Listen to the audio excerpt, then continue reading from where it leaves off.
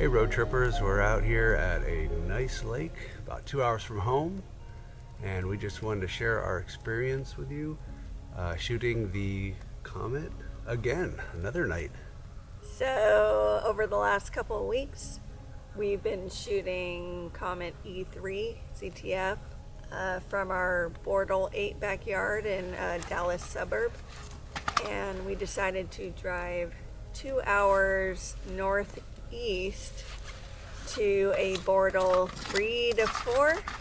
The stars look fantastic out here. You can't tell now because the moon is rising, but we did all our busy work before the moon rose. And what we were able to do is capture the comet in the same frame as Mars. So the comet appeared to be alongside Mars, and that was pretty exciting.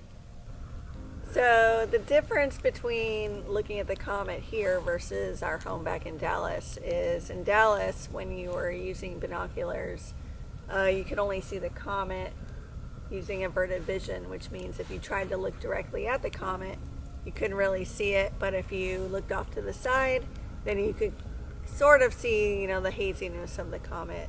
And out here, you could see it directly using binoculars. You didn't have to use averted vision. It was clear as day. And we brought out our 8-inch stub, and we looked at it through the telescope, and it was pretty amazing, wouldn't you say? Yeah, it's really cool. You don't really need much bigger than a 8-inch Stubsonian, even though you could probably even go much smaller. I mean, like I said, you could see it with binoculars, so you really don't need a huge telescope to see it. But again, we're in Bortle 3 to 4. Yeah. So if you're in the city, I'd imagine it's going to be harder to see, just simply because it's not as bright as it was earlier in the month. Yeah, we took a few light pollution readings too, so it's pretty dark out here. What would you think was the reading? On the drive here, it was 20.8, and back home it was about, what were you averaging? It varies. It's like in the 18s typically. The best you're going to get is around 22, right? 22, yeah. So we're in 20, like almost 21. And so not quite the darkest, but definitely better than the city viewing we had back home. So the comet is continuing its path out of our solar system, and the visibility is dropping. When we were viewing it, in the constellation Taurus, so there are a couple notable stars in the area, like Aldebaran. So just keep an eye on the moon phase, because right now I don't even remember the percentage, it was like 70% full or something like that. So we noticed just a dramatic drop in visibility as the moon rose, and so if you're trying to see it, just work around the moon phase and make sure that the moonlight isn't drowning out your view of the comet. There is nobody out here too. We are all by ourselves.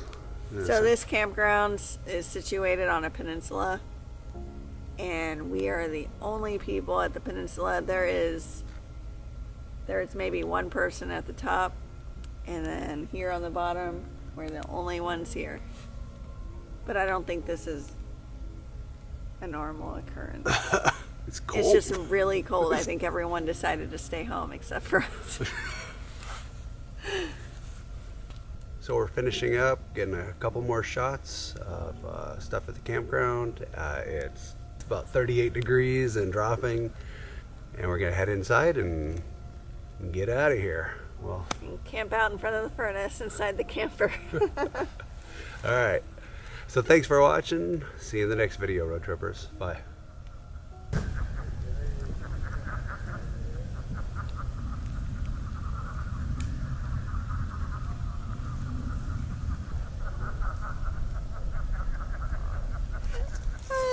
They're all gonna laugh at you.